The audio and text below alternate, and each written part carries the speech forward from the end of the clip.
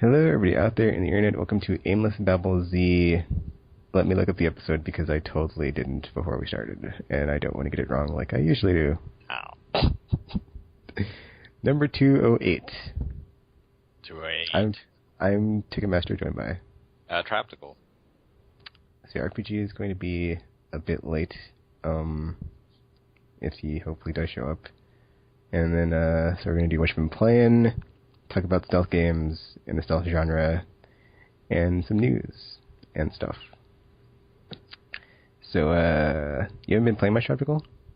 Not really. I mean, I've been trying to play all these games that I have now, but unfortunately, GTA 5 has officially joined the backlog because I decided, I want Lone Survivor, which I got, and I think I said this last week where I was like, it's a retro-looking game. I mean, how scary could it possibly be? It has not actually freaked me out yet. Like, there was one moment where it was sort of like the jump-type scares, but so far I guess it's supposed to be psychological. So when you're sitting there, and if you have headphones on and it's dark, it's like those sounds that you imagine that you hear when you're not hearing anything. And then you think, oh my god, there's something scary out there, if you're just sitting around in the dark. And yeah, so I didn't really get it. It's really neat though when it starts. Lone Survivor, it tells you that, okay, you have to first perform the ritual, and then it sounds all sinister, but then the ritual is, he recommends, you should turn off trophy notifications if this is your first time playing. And you should, make it all dark and make sure that you have headphones. So, you don't want to be interrupted or anything. This is all about immersion here. And then it's like, okay, you've done the ritual, and then you can start playing the game. And, yeah, it's just, so far, and actually have never finished any of the Silent Hills, but it's like that first part of the first Silent Hill where stuff is going down and then it turns out to be a dream. Or was that the second one? I have no idea because I haven't played any of them. It was from the first movie, that beginning theme. Oh. It's like just weird random stuff is happening. It's like, oh my gosh, it's so scary, I'm going to die. And then it's like, oh, it's a dream, or something like that. And yeah, so far the game is, let's see, so what have I done? You wake up in your room, and you actually play as you, and but it's all side-scrolling. Okay, I was going to ask, you said it was retro, how was the yeah, so it has style? Very sort of pixelated graphics. But it's like you couldn't actually do that on a retro platform, I don't think. It's too many colors. So it's just big blocky graphics, which made it really hard to play on my TV, so I switched over to the Vita version. It's like, oh, okay, now I can actually read the text that they're giving me. And, yeah, so I woke up, and then I found there's you're in this crappy apartment building, in a crappy apartment that isn't yours. You're just staying there, and there's just monsters outside everywhere. And so I guess, this is the world now, monsters everywhere, and you're just alone, the last survivor, or the lone survivor, and you gotta go out there and find food, and just, I don't really know why. I mean, it seems like it's so much bleaker than, say, The Last of Us, where it's like, oh, it's just, it's pretty bad, but there's lots of crazies and stuff out there. And because, The Last of Us seems really beautiful. It's like, this would be a nice place to live as long as, the monsters weren't trying to kill me, or the other people weren't trying to kill me. There seems like, there would be a reason to go on. Whereas in Lone Survivor, it's just like, why am I trying? Everywhere looks miserable. But well, apparently your motivation is you don't want to die alone, so you're just going out to find people. That's interesting.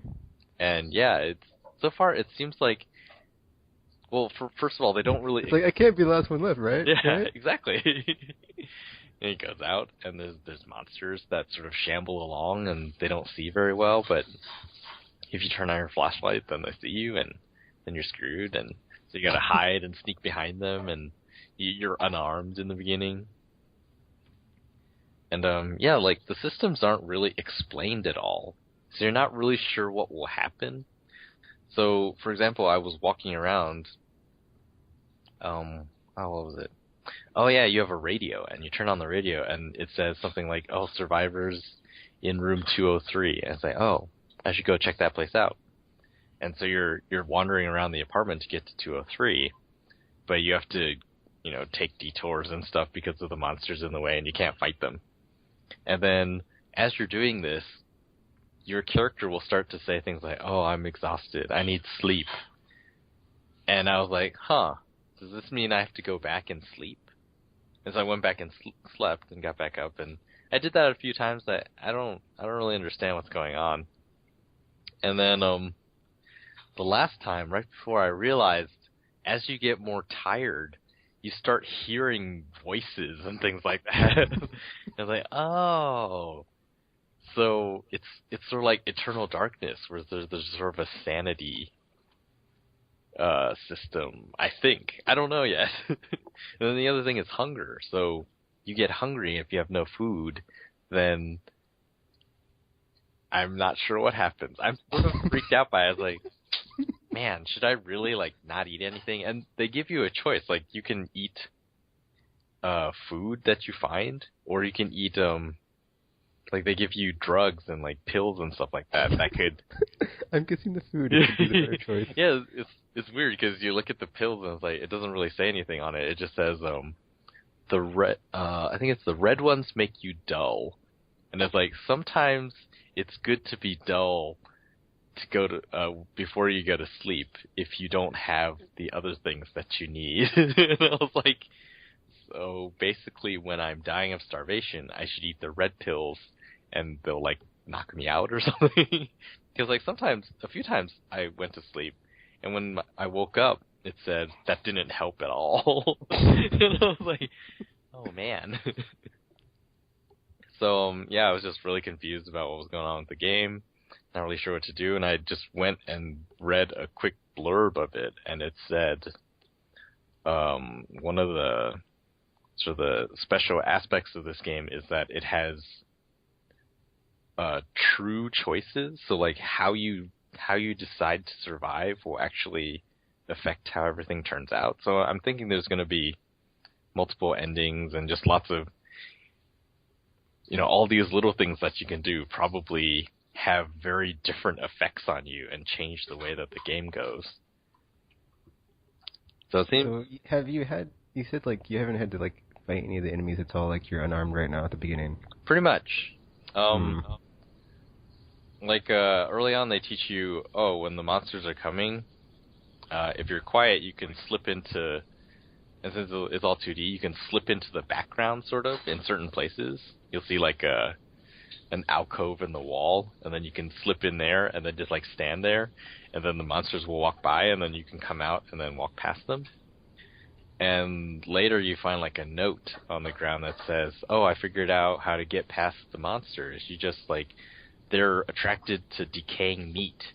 So if you put decaying meat on the ground in front of on one side of an alcove, you can get the monsters to run over, and then you can slip into the alcove and then get behind them."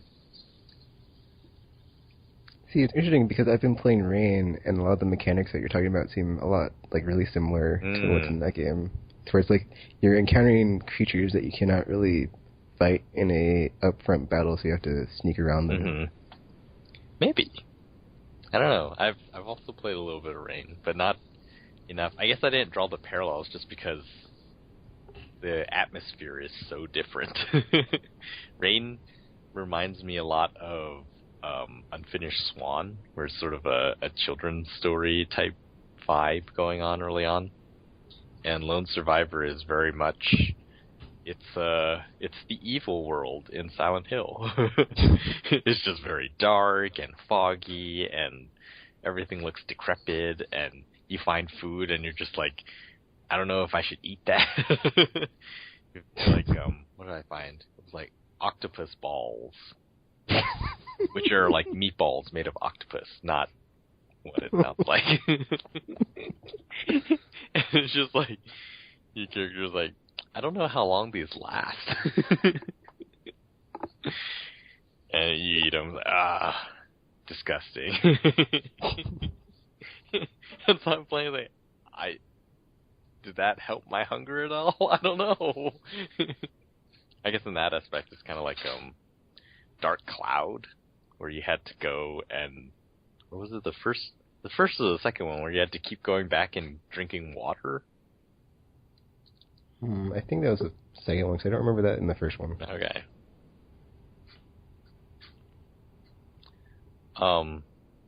But yeah, it's an interesting game. I'm looking forward to seeing more of it.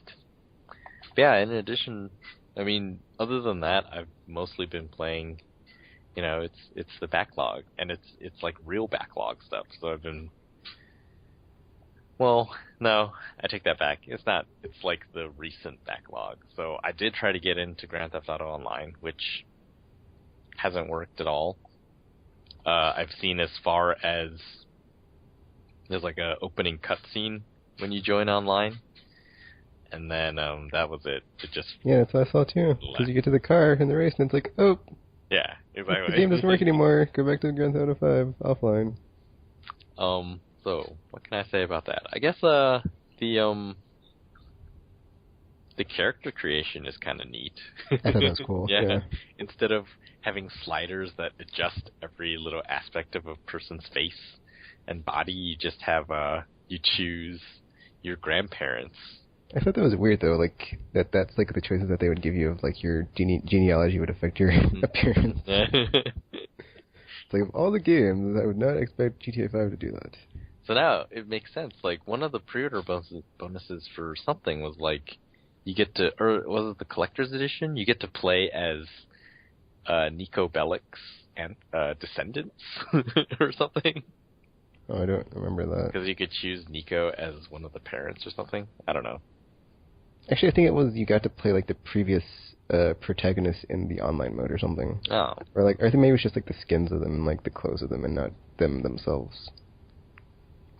But for like the social club thing, you can have John Marston as your grandfather. Wow. which is what I'm gonna like have for one of my characters, because I'm gonna be like, I'm descendant for the grandchild of Marston. Yeah. Legacy continues. It was, that part was really cool, and then where you choose like what your character's lifestyle is like, how many hours they spend doing different things, working out, legal work and illegal work. And I was like, oh, this is really cool. So, but, as we can't play it, we don't know what that's going to affect. It's just like... It's also cool, because, like, when you're doing the character creation and, like, you're upping and downing the stats, it's, like, changing the way they're dressed. So it's like, if you have them, like, doing a bunch of illegal activity, they look like they're some sort of, like, thug criminal. And if you put, like, their partying, like, all the way up, they look like a party-goer person. That's pretty funny. And if they have, like, I think it's the legal work all the way up, it's like a business suit and stuff. That's pretty cool. Well, yeah, it was all dampened by the fact that it just wasn't working very well. And so every time I went in, like the first time I was like, oh, this is really cool, and I'm looking at everything, and then it was like, crapped out. Going back to Grand Theft Auto 5, and then there's a load, and then you go back, and it's like, man, when you sort of, this is like the most artificial way to switch characters. Like usually you do it and it's supposed to be like real time. People are over here and that guy's doing that over there. Whereas with this one, it's always like, it's like starting a new game. Yeah, it's like Groundhog Day. It's like, oh, here's like, Michael again. Oh, there again. Now he's doing he's somewhere else. That was really weird. How is he traveling so quickly?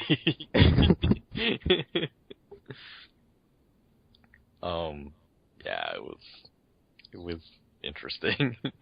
So yeah, after that first time, I was just choosing random ones just to be able to get into the game. I was like, oh, I finally got in once, and nope. Yeah, I didn't know my character wouldn't save, and I was like trying really hard the first time through to like make him like that spot on perfect, and then like it like didn't save, and I was like, no. So after that, I was just like, F it, random, and just get rid again. Basically, yeah. Hopefully they get it worked out. Well, sooner the better. Whatever. And then yeah, like Killzone Mercenary, still slowly. I wouldn't say slogging, but I'm kind of slogging through it.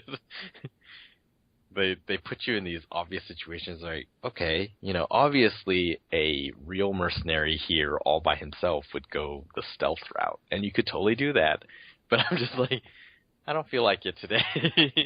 And I just run in gun blazing. Like, it's not like they're really killing me that easily.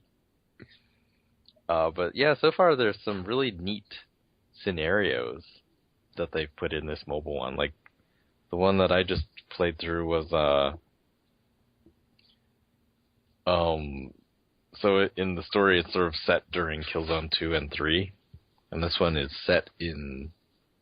mission is set in Killzone 2, I think. Can't remember. Anyway, they're trying to get through, or so like the Vetkins, is that what they're called? The good guys. Vector. Yeah, the guys in blue are trying to invade. The non-hug. Yeah, the guys in red. Or actually, the ISA is the good guys. That's right. The ISA come into Helgen to start their war, but then it's not going so well. So that's why they hired the mercs to go in and knock out those lightning cannon thingies. And that's cool that it like ties into the second game. Yeah, and then because like the story of Mercenaries is supposed to parallel those games. But anyway, so the side mission is the ambassador, or an ISA ambassador, is now sort of a hostage on the planet because like all the Helghast really hate the ISA now, and they want to kill them all. And then so he and his wife, his wife is a Helgen, and their kids, so they're just sort of stuck in their house waiting for someone to rescue them, and you have to go do it.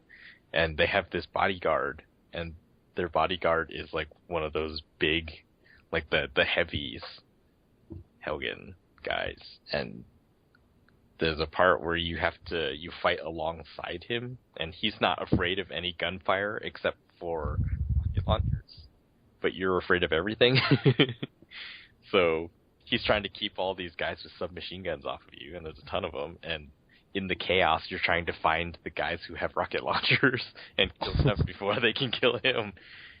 And I died a whole bunch of times, but it was really cool. It's just like, wow, this is one. It makes the story, the universe of Killzone feel really different, because throughout all the games, it's like, oh, the Helghast are evil. I mean, look at their red eyes. They're evil.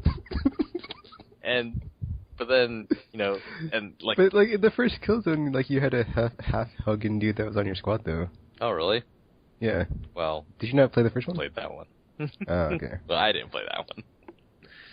But, yeah, it's just like, it feels very black and white.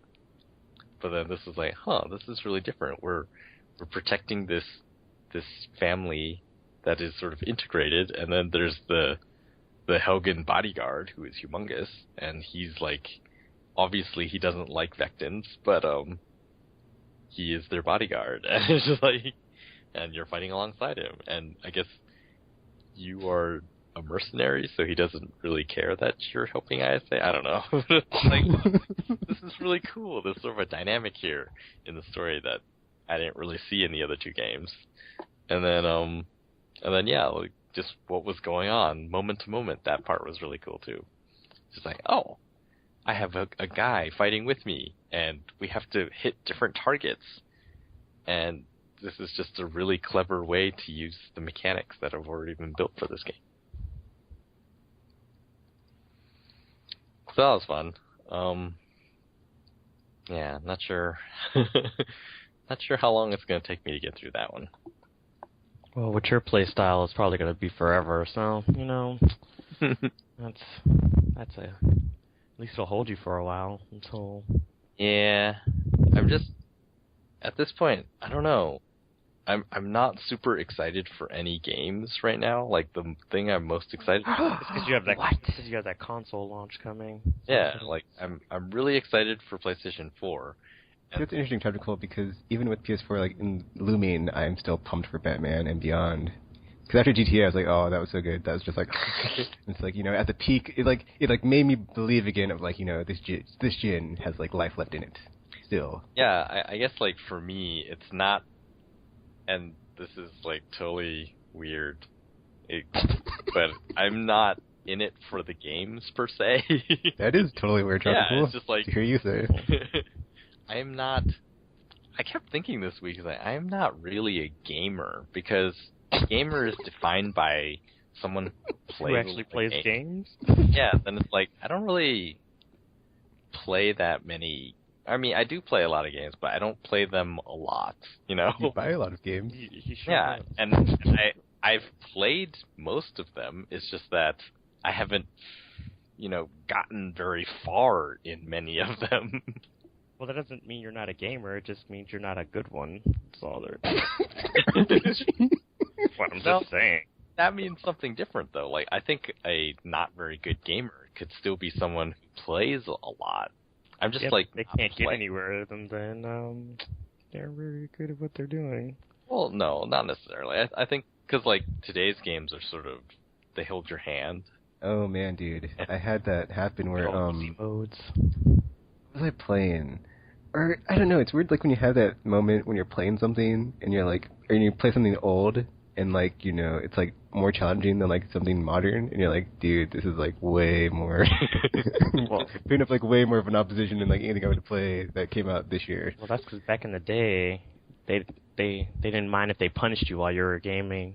Now it's kind of just like, I think now it's more of a, I guess when you're trying to like appeal to a broader audience or whatever, you want to make sure your game's like quote unquote accessible. So if it's like too hard, you're on the risk of like alienating some people because they're like, well, this game is too hard, I don't want to play it, and then it's I guess people who grew up with harder games anyway don't really mind. But for newer generations of gamers, I think it's more of just like from a sales issue or point of view or whatever. You just want to make sure it's easy to get into, and like Tropical said, some of them kind of hold your hand. So yeah, so I don't think you even have to be good to finish games today. Which reminds me, whatever happened to like Nintendo? Weren't they like doing like a thing where they did like was it called like a super guide or something? Yeah. That whole, did they ever actually implement that into stuff, or was that just I think you have to like die a lot and then it turns on. Like, but I'm not sure if it's every game. Yeah, it hasn't really been reported on since that first game, which was. I think it's New Super Mario for Wii U. Brothers. Weird, and they were the ones who used to be known for making hard games, but now it's like I can play their games with my eyes closed, and I have sometimes. I have a habit of falling asleep sometimes when I'm doing stuff. So, yeah, that's a thing. Yeah, I think what I came up with is I'm more of a game enthusiast rather than a gamer. Oh, stop it. Oh, man, Tropical. See, this whole, like, what's that word? Taxonomy of, like, the person who plays games is just, like, so confounded. Yeah. Like even that video I shared with you guys like today from like the Call of Duty people, and they're like, yeah, we have people that they only play Call of Duty, but they don't play other video games, and they don't even know who makes the game. It's just a crazy video to watch. Yeah. And like listen to like the developer talk about their fans in that way. I was like, what the? But the thing is, it's true. Like, I know I play with people who only play Call of Duty, and then I tried introducing other games to them, and they're just sort of like, and they couldn't really describe like why they didn't like the other games. Like I would show them things, and mechanically they're almost identical. It's like even like Battlefield 3, which is, I mean, we know that they're different, but casual observer should look at those two games and say these are basically the same. And yeah, they couldn't get into Battlefield, they couldn't get into anything else. It was only Call of Duty. And then so yeah, they have all the Call of Duties. That's really weird. Because it's making me think of like I think you might have said this before, but like back in the day when like people would play games and like it was like Nintendo like owned the like the I don't know what I'm trying to think of, but like they owned the turf or whatever. So it's like you'd words blanking. You would you would associate like Mario, Zelda, whatever with like video games. But like now, I would be interested to like see if like that would change depending on like who the person is and like what type of games they play. Yeah. I don't think there's the one answer anymore though. Yeah, that's what that's kind of what I'm getting at, because I saw this I think I saw this video on YouTube where it was like, if like years from now when people dug up the remains of society, if we all just like died off, would they associate video games with like Zelda, Mario, and Sonic, or would they or like going forward, will that change to where it's like other stuff will like break that paradigm? I think sometimes it may like depend.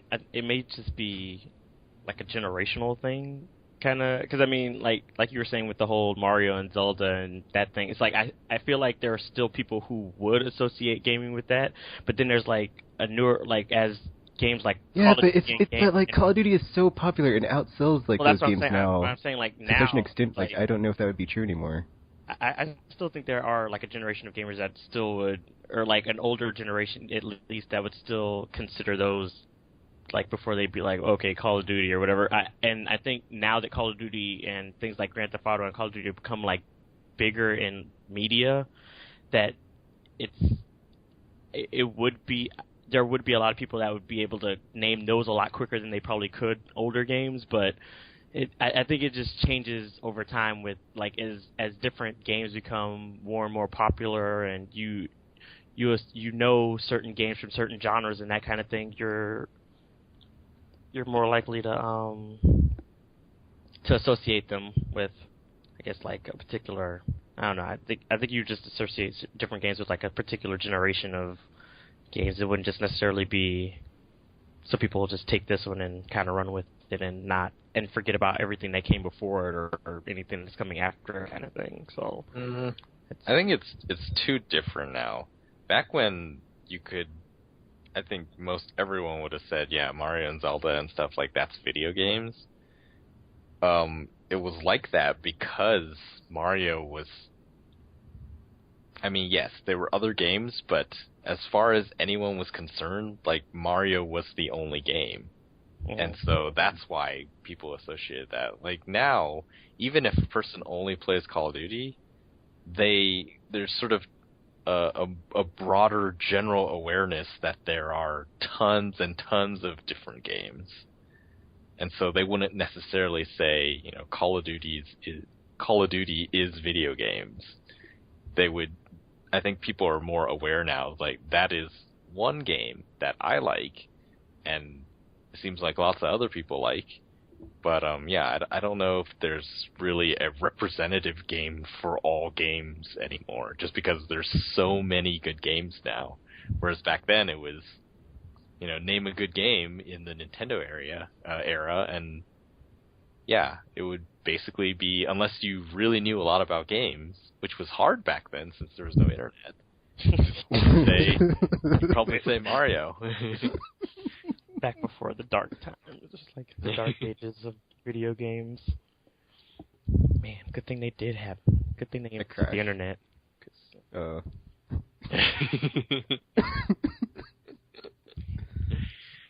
Oh man, I don't know if So, okay, I'll sort of touch on it. A lot of people have been criticizing Battlefield 4 for looking like Battlefield 3.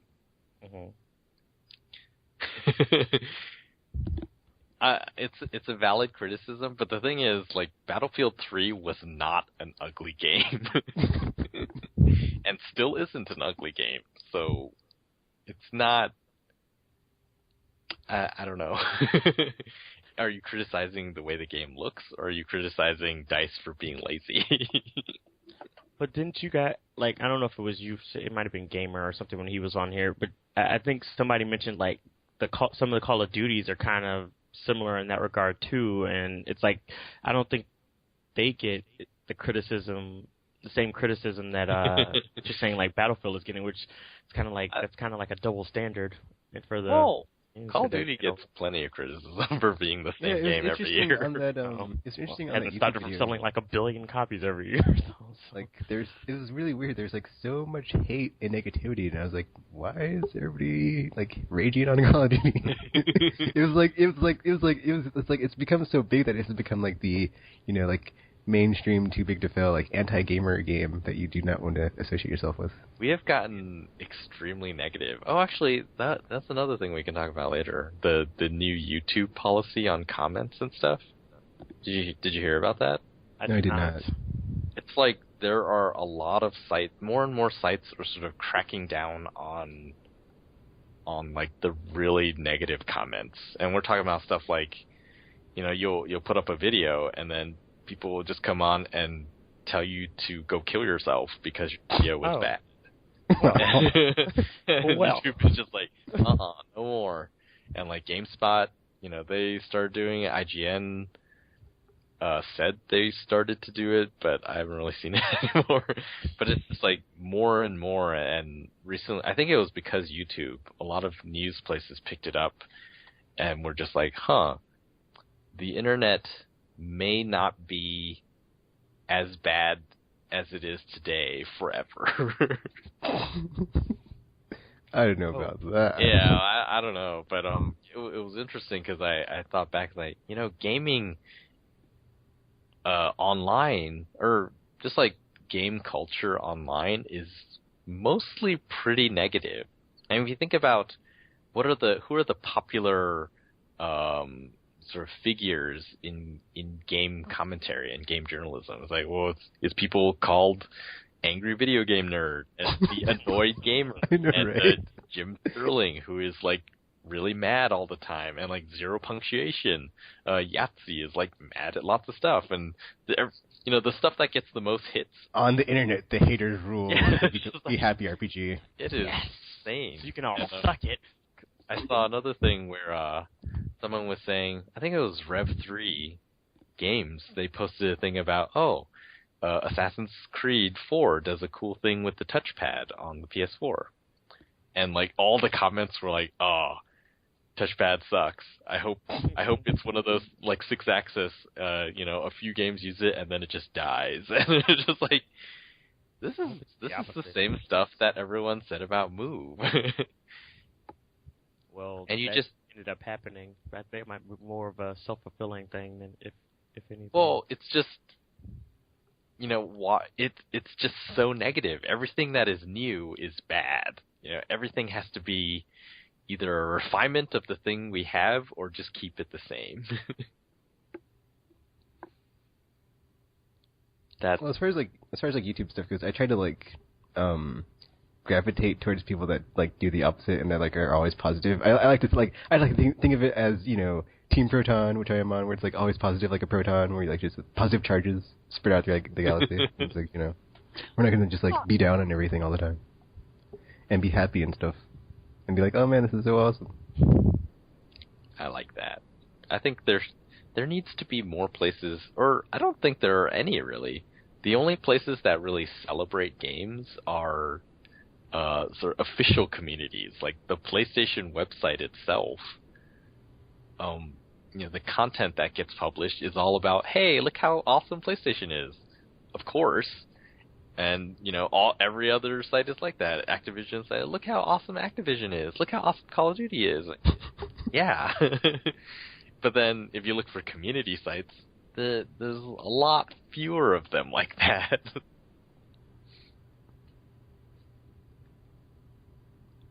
I think this ties into the thing when it ties into it, but like it makes me think of the thing when like Blizzard didn't go with the Real ID thing. It's like if they would have went with that, I think that would go a long way in curbing this behavior. And you don't have like your anonymity to hide behind anymore. It's like, well, Exactly. now people know who I am. They might find me.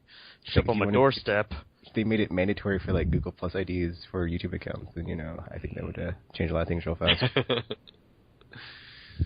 Although once again, it is still the internet though, so people still have the whole. I mean, yeah, you could like make like weird fake names, but then you could like know who was legit and who was not legit. It's like, okay, clear your name is not like Blunt Guy 42069 or something. So Those numbers are so popular. doesn't love a good number.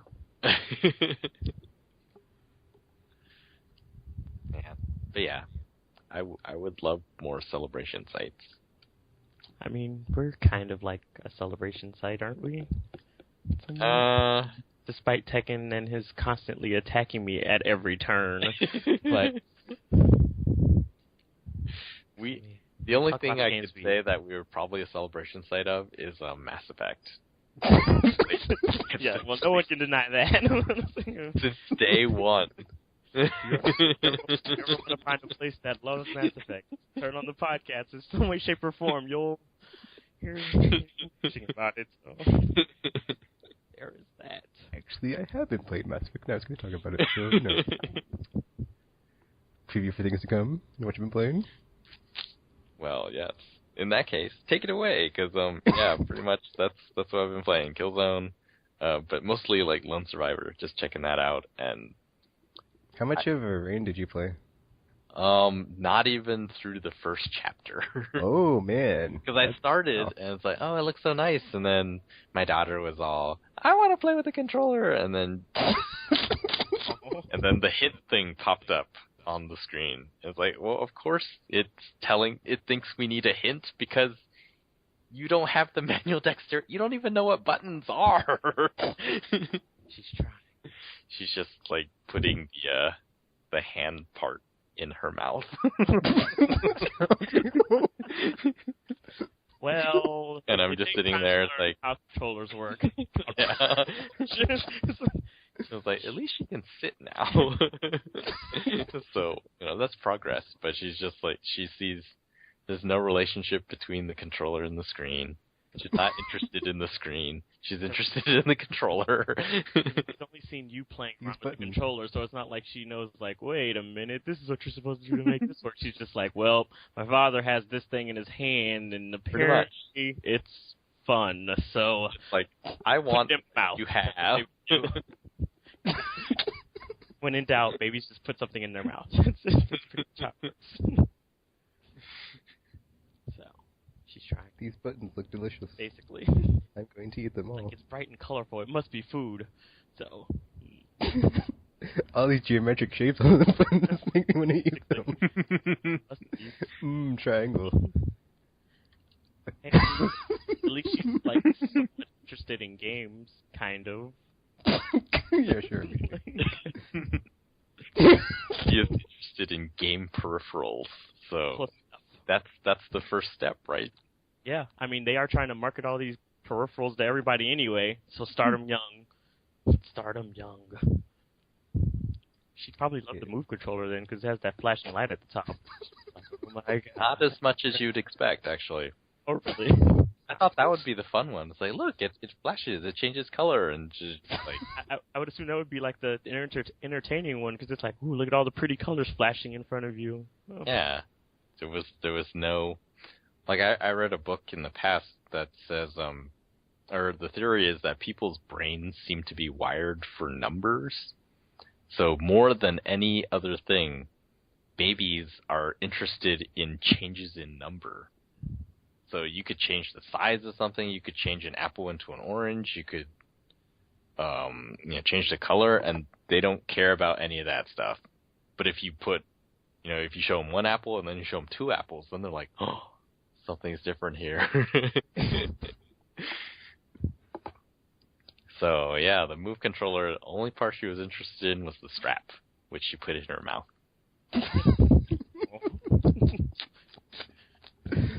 Okay, so I've been playing. Okay, I started a second game on Grand Theft Auto 5 because the property section that you have to buy property for. I mean, yeah, theoretically I could play the stock market, but that is just going to take. It's like basically there's a shortcut and it involves playing the whole game, but I'd rather have a like finite solution than be like, okay, let me put this much money in this stock and let it, raise or lower, and then wait for the next day to happen, and then see if I've made any money. And just it'd be way more tedious than just playing the game and enjoying it for a second time through, and then investing in stuff when I kill people, and then letting the stock rise and be like, all right, let me get my money. So that's way faster and funner than okay, maybe not, but maybe not more faster, but more enjoyable than okay, let me put all my money in here and try to see if I can get the stock to go up and see if it'll go down. And no thanks. Like do you have to do market research and read up on companies and then buy the stock that way? Well, there is like the side mission where one of the characters is like killing off the heads of these companies, so you can buy the stock, and then when it either so basically what you do is like when it plummets, you buy it out, and then when it goes back up to like its value that it was out before, you sell it because it'll be like a profit to you, and then you can also take the competitor's stock, buy it and buy a ton of it, and then because their competition will go down, they will go up, and so you can sell that off after it goes up. Ah. And then today I was on Twitter and someone tweeted an article about it. So there's like a whole guide to like get like $1 billion in the game. So just from like doing those side quests, I was like, oh dude, I'm glad I found this. So I'll be doing that. Well, there's a couple games coming out the next month, but when I get around to it, I will find the time to get that stupid golf park bought because it's $150 million. And F you, Rockstar. But I did that. Oh, also when I started the game, so pro tip on the first mission, get the red car because that white car just doesn't handle good. That's like a second. I was like, I like the way it looks, but it just does not handle well like the red car does. So get that one instead. Really? Just a POS. Well, it's not a POS. It's just not as awesome as the red car.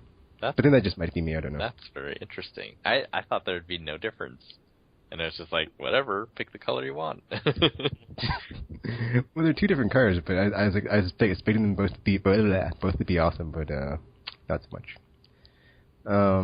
Let's see. Besides GTA, I tried to play online, but yeah, it wasn't happening. We already talked about it. And so instead of doing that, I was like, well, I guess I'll do it I would do if this game was not out, and I just quit out to the dashboard or the XMB, and I was like, oh, look at that, there's Mass Effect 3 right there, and started playing some multiplayer. So I was like, I need something to fill this gaping hole in my heart. Thanks a lot, GTA 5. So that happened, and then that was like the same day Rain came out, so I bought that. I was going to buy it next, I pre-ordered it. So I got the dynamic theme, yay! And then I played through it. It was really good. Like, it's pretty cool. Like, it feels very, like, it's like a mixture of eco and, like, stealth and survival horror, because it's like you're going through, and it's like puzzle platformy, but there are these enemies, and they all kill you in one hit, which is like, you know, after your first encounter with them, you're like, oh, I can't just go. Okay. I gotta get surrounded without getting killed. So you know, you gotta go through the puzzles and everything. And since, you know, I get stuck on doors, therefore, I finished the game in like 2 hours or whatever, 2 or 3 hours, and like, you know, if I can do it, you can do it. So, you know. Actually, funny enough, I did get stuck in a door in another game, but I will get to that. But back to Rain. It's a very, very charming, heartfelt game, and you're this child in this world, and it tugs you along, dude. Like, oh, it's really cool what they do. So, like, basically, it's very similar to the Splinter Cell Conviction and Blacklist, where it has the objectives, or not the objectives, but when they like project the text over the back, or like the backgrounds of the stages, and it basically has this whole story that's being told as you're playing, so it never takes you out of the game to like tell the story, which is really cool. And there's all like this stuff going on, and it's like, you know, the boy. It's like the imagery of the environment projected onto the environment, which is pretty cool. And then sometimes it'll like actually tell the stories of like, oh, he saw this thing in the distance, and blah blah blah. It's really, really nice how they do that. And then it's really cool because there's like all the puzzles is basically, you know, like none of them are repeated, and then as you go along, the pacing is really good, where it will pick up or like slow down or speed up and you like kind of have to like adjust on the fly sometimes to be like, oh, this monster just appeared out of nowhere. And like you're scrambling like to find safety, and like there's this one really good part where like there's these lockers, and I didn't notice this when I was like hid it in them, and then like as the monster got to me to like start looking for me in the lockers, I was like, holy crap! Luckily I hid in the right one, and I didn't have to start that section over because like when you're hiding under something, the rain cannot hit the ground, so you can hide in the shadows, or not the shadows, but you can hide because when the rain hits you, you're visible, so you're invisible when the rain is not hitting you. And so there's like these 4 lockers there, and like this monster's chasing you. Like all of a sudden it appears. It made me like when I say like survival horror, it felt very much like Nemesis because there's this one enemy type that like just harasses you throughout the whole game, and you're like F you man until you get to the end and you finally beat him. But like the whole time it's just like, oh my gosh, he keeps coming back. You can't kill him. And so he's like trying to look for you in like the lockers, and like he looked through all the lockers. And then luckily I had hidden the one that like actually had a roof, so like the water wasn't hitting me. But there's like 3 other ones like right next to the lockers, and like the rain would have been hitting me, and he would have saw me and killed me. And like I didn't even think about that. I just hid it. So it was like luckily by instinct, I was just like, oh, I get the locker, and then I like picked the lucky one. I was like, yes. And there's just like all the mechanics of just like hiding and then waiting out of like when to go and when not to go, which is like why it kind of reminded me of the Lone Survivor when you're talking about it, because it's like, man, you gotta like know what you're doing, or it's gonna be, oh, you're dead, restart. So and then like the restarting is not even that bad. Like the checkpoints are pretty good to where it's not like, oh, I have to restart all the way back here. So pretty good. I enjoyed it. It was a very nice. I played it and I felt satisfied and enjoyed it. It was funny. The game starts, and God, those videos. So the first thought that came to my mind was, is this a damsel in distress thing? He rushes out to save I thought about that too as I was playing it. I was like, I wonder if anyone's going to say anything. A, I wonder if anyone's going to say anything about this. And B, if this is a girl saving a boy, what do you think anybody's saying about it then? Oh well, maybe they should have just had a girl saving a boy, because this might get some controversy because it's a damsel in distress, whatever. Yeah, but then the thing that strikes me now. So I think the main thing that people should take away. Of course, yes, there's a lot of male protagonists, but there's a part where she mentions it's a problem because there is the stereotype that females are weak because they're female. And so, I don't think the solution is to say, oh, we should have more female protagonists, because that's just sort of, that always gets pointed out. It's like, oh, female protagonists, because they're rare, because the stereotype exists. I think the solution is to get people to be smarter about stereotypes. Because in the Asian community that I was in college, it was just like, I don't know, you just, as minorities, you sort of you have this pressure to be a representative of your group the whole time in your life, and it's like, well, that's kind of dumb. It's like, that shouldn't be forced on me. No pressure. Yeah, and that's just, I remember someone had written an article, I'm Japanese and I hate sushi. And that was sort of like a pride thing. It's like, oh, see, I'm not this Asian stereotype that eats sushi and knows kung fu. And I'm like, but so you're saying that I'm ashamed to the Asian community because I think sushi is delicious and I think kung fu is awesome? Basically. It's like, I'm not allowed to like these things because they perpetuate the stereotypes. Like, no, that should not be how it should be. So, yeah, like, people just need to be smarter about stereotypes, and then we're okay. That's like asking the sun not to shine. Well, not... Oh, wait, I'm the sun? What?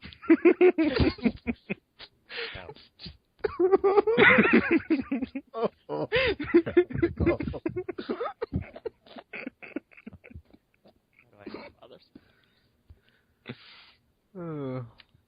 But yeah, I do like sushi. To be fair, sushi is delicious.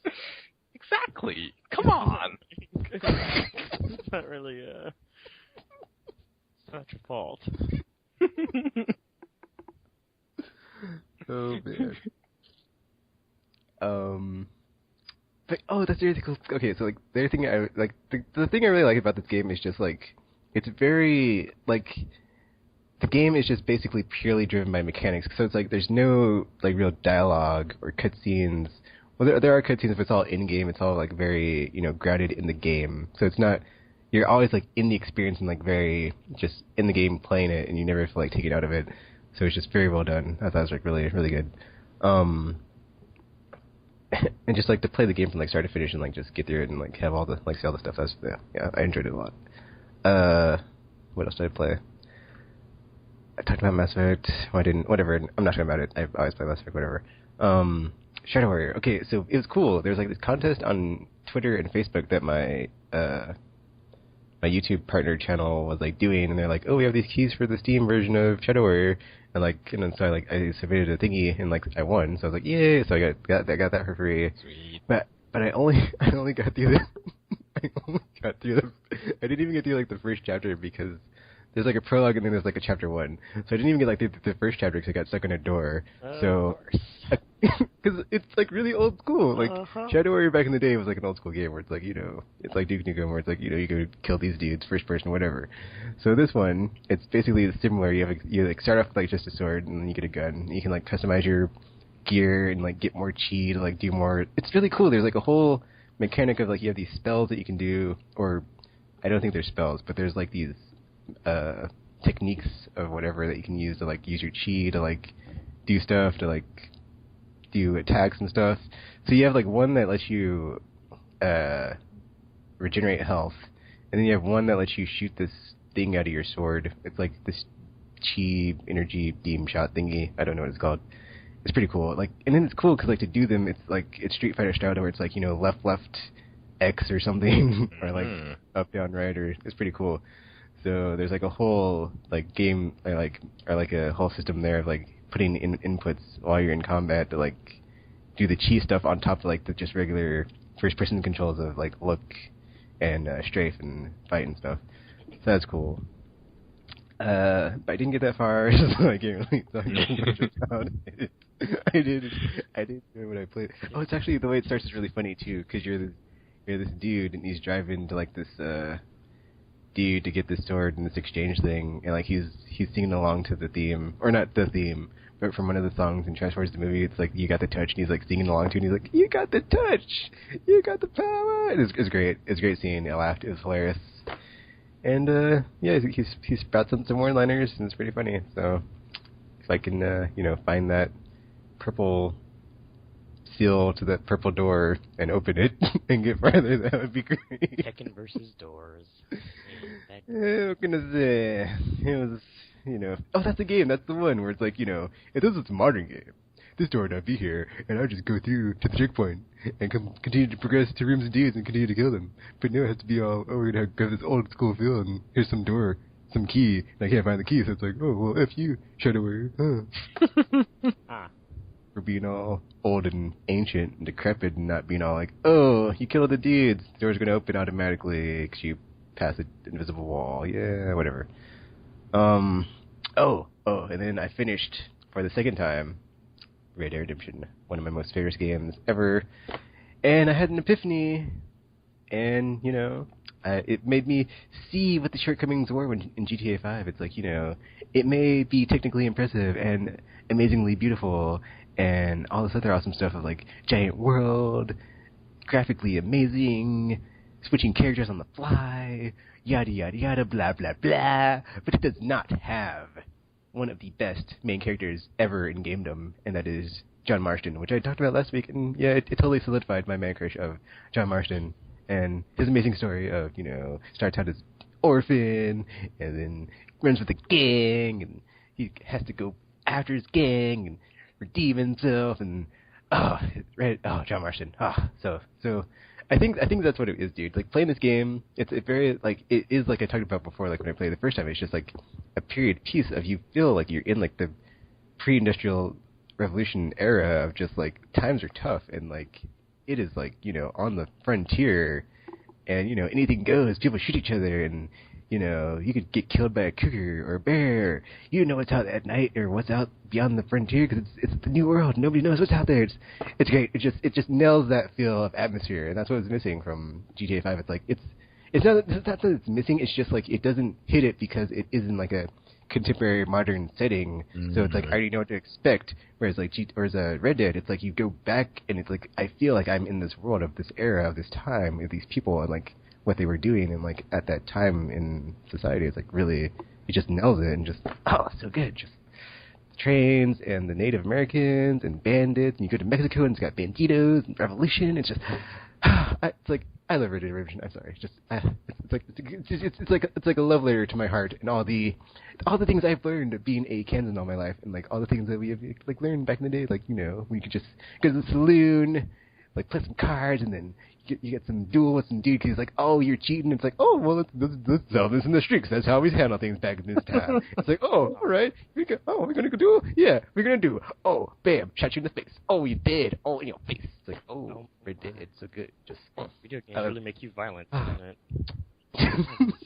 Actually, it's funny because I didn't shoot people in the chest during the duels. I shot them in the face. I shot them in the chest. But yeah, whatever. So, but like, that's you know, better. I guess you're right.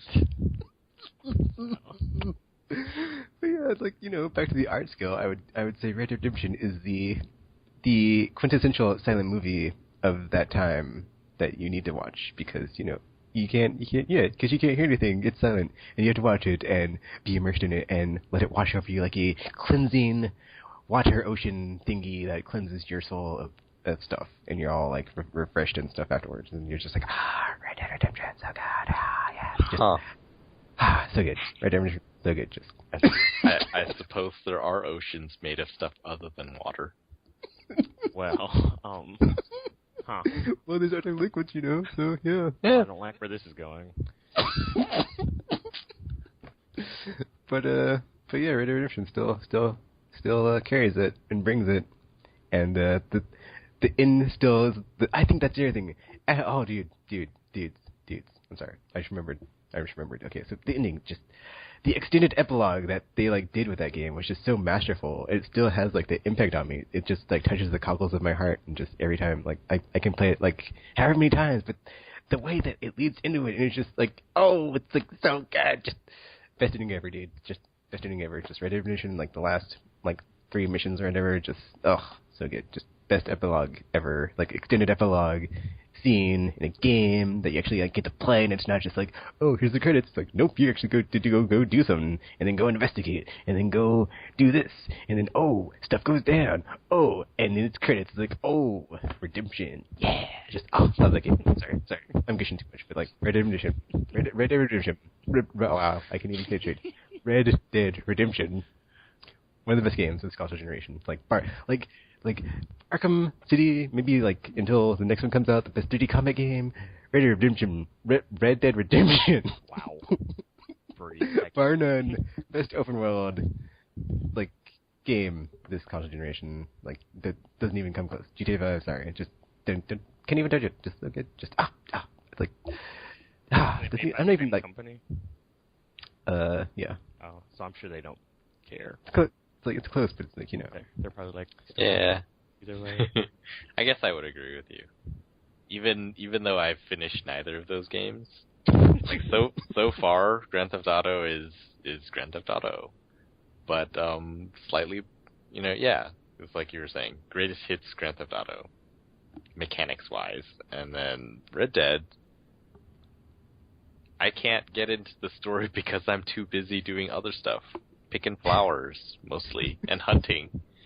You are easily distracted in games. That's the thing, though. It's like, after thinking about it, it's like, you know, freaking, you know, it's a period piece. It's like, it works because it's like, you know, like, the Knights Errant, or like, feudal Japan, samurai dudes. It's like, you know, we have, like, in America, that's like, that is our our heritage of like the cowboy dudes back in the day being all on the frontier, saddling up, and it just every time I play the game, it's just like I feel like I'm in a like more romantic era of just like people had like nobility and honor, whereas like now I play GTA 5, it's like people just want to like get money and kill each other. It's like just no, there's like nothing there. It's like no substance. It's just soulless. It makes me depressed to like play GTA 5 because it's like playing like after Red anyway. It's like back in the day, it's like it was all nice to each other and hello sir, how's you?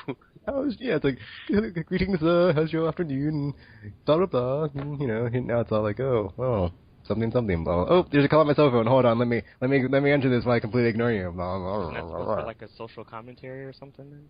Well, yeah, it does. It is a good social commentary, but it makes me long for even though they weren't better times of the 80s, of the 1880s, or not. Like, I guess not long for them, but just be like, man, what the f happened to us? Why are we so terrible now? Oh, because money has changed us. It's made us greedy and violent and stranger danger. Then there's and apparently stranger danger. Did they not have stranger danger? Not back in the day. I mean, everybody knew each other, and everyone liked picking flowers and hunting, and all that stuff. Besides, back then the life expectancy was like 10, so they really didn't have time for stranger danger. They had to do everything they can to meet everyone they could before tomorrow they get like dysentery or something and die trying to ford a river or something. I should point out all my history has come from playing Oregon Trail, so you should probably not use me as a source for accurate historical accounts. Just a little disclaimer there. So, yes. To answer your question, Tropical, yes. What I just said. All of that. You're welcome. And then besides that, I finished Front Mission 3, so I'm going to either stream it or start a new playthrough and upload all the... I think I'll just do a stream because it's going to take too long to upload all of it because it's like 30 hours or something, or 20 to 30 hours because, strategy RPG, giant mix, and it's just... I can't just like not put this on the internet for people to just be like, dudes, this game, you need to play it, dudes. So, yeah, that's going to be going down soon. Don't play it. Don't listen to him. So, that's all I've been playing RPG, and Yukino totally just said you're not legit. Who? What? Oh, well, I mean, I did give a disclaimer. It's not my fault. I mean, they should probably teach history in school or something. I mean, then we wouldn't have that problem, would we? They do teach history. They don't teach history in school? What? Hell if I remember. I mean, like I just said, wow. History lesson from Oregon Trail, so take that what you will, or whatever. So, that's a thing. But, yeah. So I've been I was playing Dark Souls, doing my my usual run where I was kind of like helping people out, do like boss runs and stuff, because I usually pick it up from time to time just to help people out and do a little demon hunting and stuff. So that was the thing. I did that for a while and racked up some souls and stuff. So I finally decided to just go ahead and finish the game. So I went and killed the final boss and did my thing, and then now I'm kind of just waiting for, hopefully I get into the beta for the second one. Hint, hint. Wink, wink. For anyone out there that's listening that might have power over something like that. So, it'd be nice. Mostly because I want to see all the changes that they made to the game, because I've been reading, like, the articles, and they've been saying, like, they've done a lot of stuff to like make it harder and stuff. So I'm curious to see what exactly they did and how the new multiplayer changes are gonna work. So yeah, that's the thing. So I'll know in a couple of weeks, hopefully, maybe. Also, I finally actually got some playtime with Armored Core, so I've been playing that, and the game setup is kind of strange. So like, cause like because like everything is online, like even the story stuff kind of is. So it's like it's set up where whenever you log on, you kind of log onto the network, and you go from like your hub to, you can choose between customizing your mech and all that other stuff, or you can take on like you can do the story missions or do like team missions and do practice shorties and all this other stuff. When I started, I just kind of did mercenary work, because you can register yourself as a mercenary and then just kind of pick up jobs from that, and you can just go on the missions with people that you like. Because the way it's set up is like there's like a list of people, I guess, who are registered, and you could just kind of just pick them off from the list and just do like the missions and everything. And it wasn't until like I started doing the story missions myself where I realized that it's like even that you don't get like teammates per se, like AI teammates or anything. You have to either hire mercenaries or use like people that you have on the team that you create when you first start in order to play. So it's but the only way to unlock the AI ones is to play through the story, strangely enough. So that's, yeah, I don't know. But I just don't know. It's kind of cool though, because there's like some missions you go on. Apparently, the way it's set up is like sometimes if you go into a mission, you can actually end up going up against another human team. So sometimes when you pick up a mission, it'll like a warning screen will come up during it, and it'll be like so and so team versus this team or whatever, and then it like shows all our little intros where we're all getting our mechs dropped off and stuff. So you can go up in the battle against multiple people. I think it's still set up as 4-on-4 with an operator. Is how their multiplayer set up, because I think that's carried over from Armored Core 5. So it's the person-to-person matches are kind of hard, because it's like they're not as stupid as the computer. So it's like, this is more difficult than I expected it to be, because like of course they have their own customized mechs and everything. Some people have some really cool looking armored cores. So I'm like, So I'm trying to like play through the story and stuff so I can get more parts and everything, but I've seen some interesting ones, and some people have some really overpowered weapons too. Like I saw one guy who had like this, it's like a laser sword, but it's like 5 chainsaws attached to it or something. So it's like, it's a melee weapon, but I mean, once again, it's a giant chainsaw laser sword thing. So I mean, it's a pretty powerful weapon.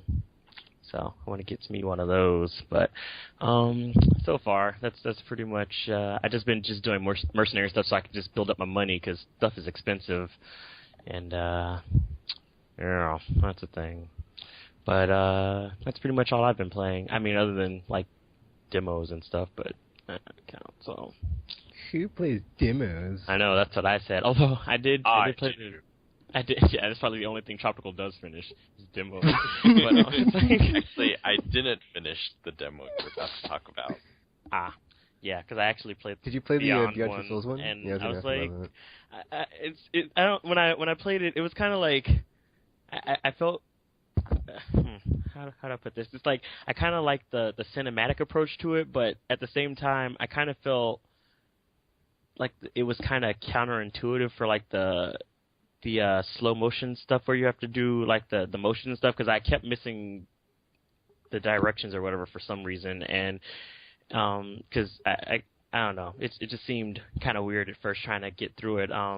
Also, it didn't seem like it would give me the choices that I wanted to give me. Like there's one part during one of the scenes where she's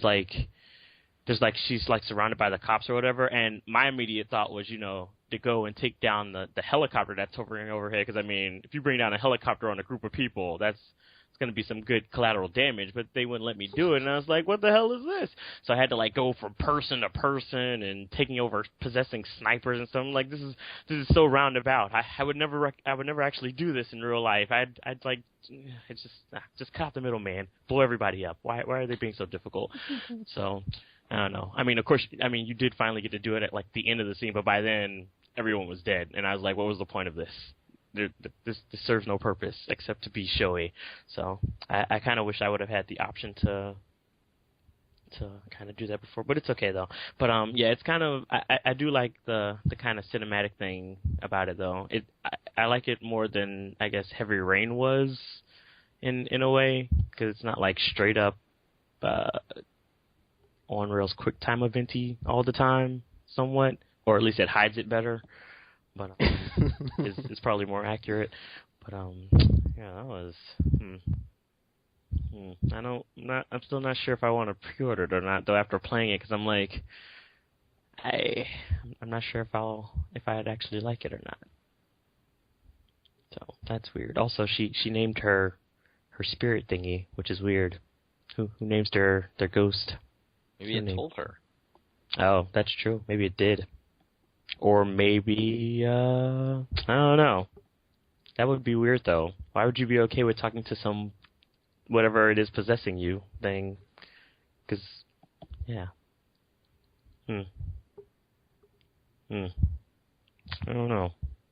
Also, I don't know. I'm also kind of disappointed I didn't get to choke that lady out when we were on a slightly unrelated note. I was kind of disappointed. I'm the violent one. Well, no, I'm not. Did you not do it, or just you didn't get the choice? Well, no, well, she was being choked and everything, but it's like they came in and stopped. And it was like, okay. she got saved. How am I supposed to be all like, oh my God, this must be a dangerous power. People are getting saved from it and everything. It's just missed opportunity here. So yeah, that part I sat there was like, oh, I can keep going. And like, yeah. I'm going to be evil. I kind of did the same thing. It's like, and then just like, everyone is screaming, and it's like, oh man, it's getting crazy! Because I didn't know if I was supposed to feel bad and stop. But I was like, I mean, they're still allowing me to choke her, so should I just keep going? Or... So I kind of want to play this demo. That happened. So I didn't know. Also, because when I had initially during that part of the demo or whatever, like the prompt came up for you to do like the interactive thing when you're like in the room with the two scientist guys that were watching you at first, but it didn't. There was like nothing in there to actually interact with for some reason. So I didn't know if it was like supposed to be if it's like a placeholder or if there's actually something in there you could like mess around with, and they just kind of. Stop. Yeah, because in the gameplay demo they showed, it's been months now, there was stuff you could do in there, so maybe it's just not in the demo, or they took it out since then. I see. Yeah, because when I went in there and I saw the button prompt, I was like, I'm pressing it, but nothing's happening. So what am I supposed to do? And then like later in that experiment part, it was like that particular button was used to like interact with objects and stuff. And I was like, so why can't I like interact with anything in there? It would have been awesome if I could have like locked the door so they couldn't get in and save her or something. That would have been hilarious. I mean, not for her, because she would have killed a chick. But I would have been pretty amused. There's just so much opportunity for something like that. I should probably never be given superpowers, by the way, just as a FYI. So, because that's a villain thing waiting to happen. Because I even tried to like pull down the little thing with the spotlights on them. On it, yeah. And I was like, damn, you can't even do that. I was like, you can only like so push it or something. Yeah, you can only like break the lights, and I was like, this is so disappointing. I want to cause so much chaos, but I can't. So, yeah. With great power, guys, comes great insanity and violence. And I guess responsibility sometimes, if you're Spider-Man. But when you're not, you just want to break stuff and kill people. Judging from the demo, it seems like Beyond is... it feels a lot more polished than Heavy Rain. Like, there was some wonkiness in Heavy Rain. And Beyond just... It feels like a much more mature production.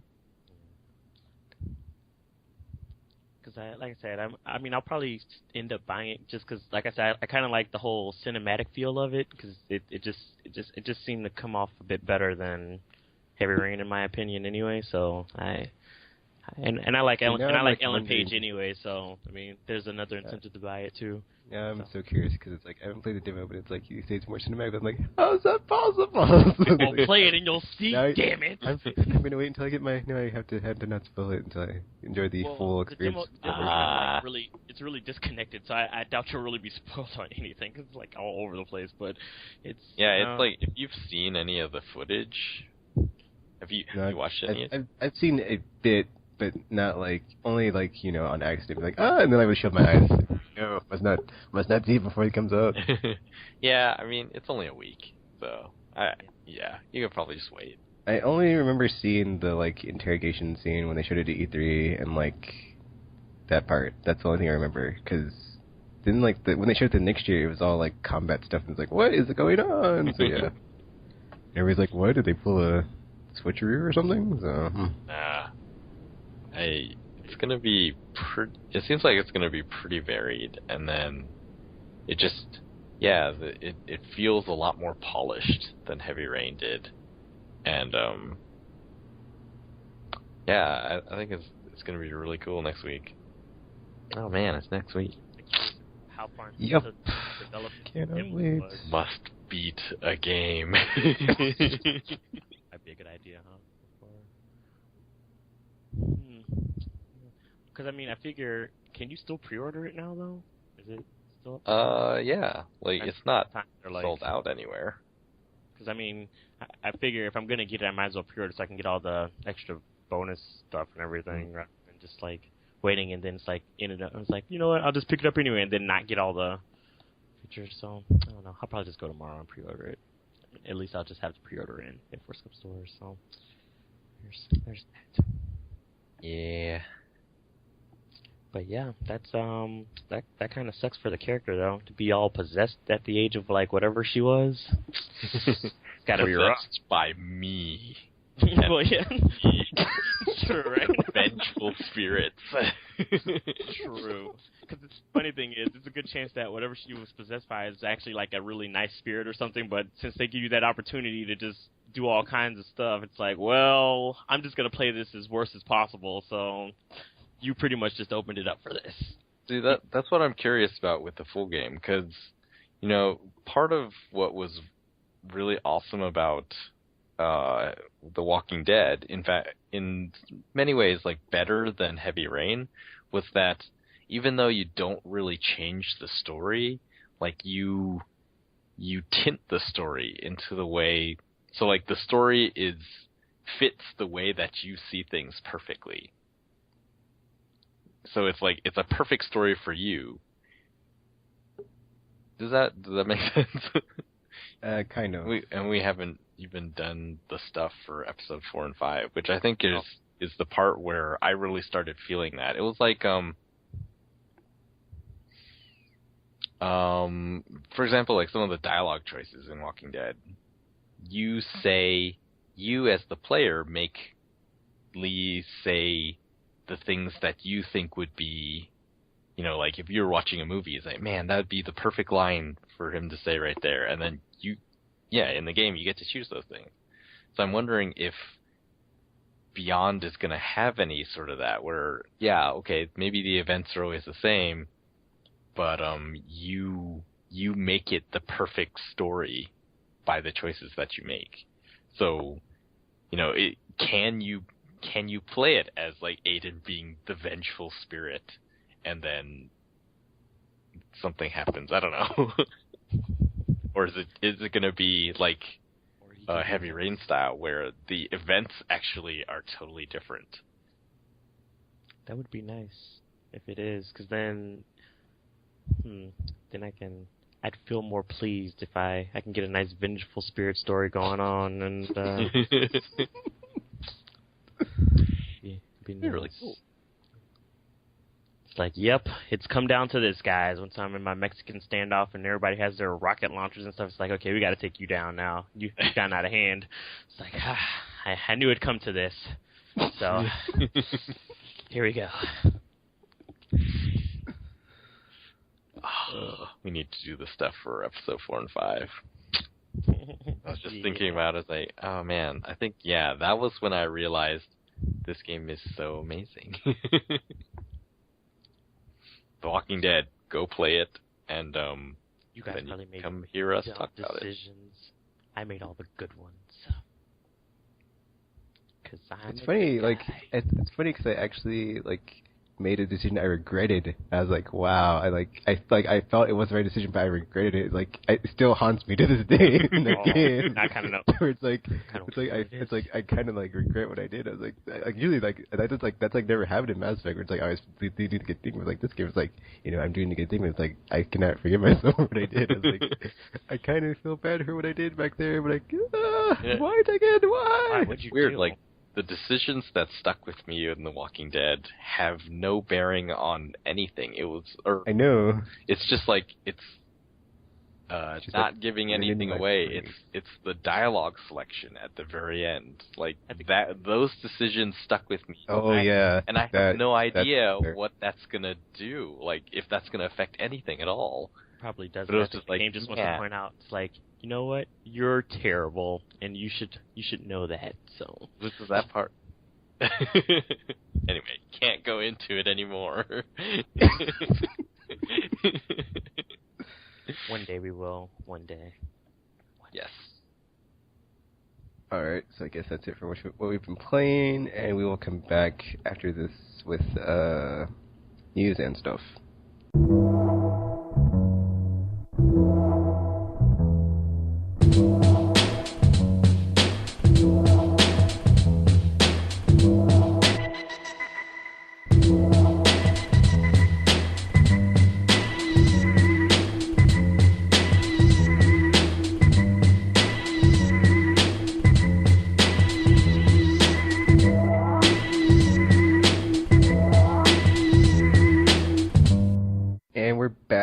The news. So, first news story we have is that Arkham Origins. Well, actually, it's two things about Arkham Origins.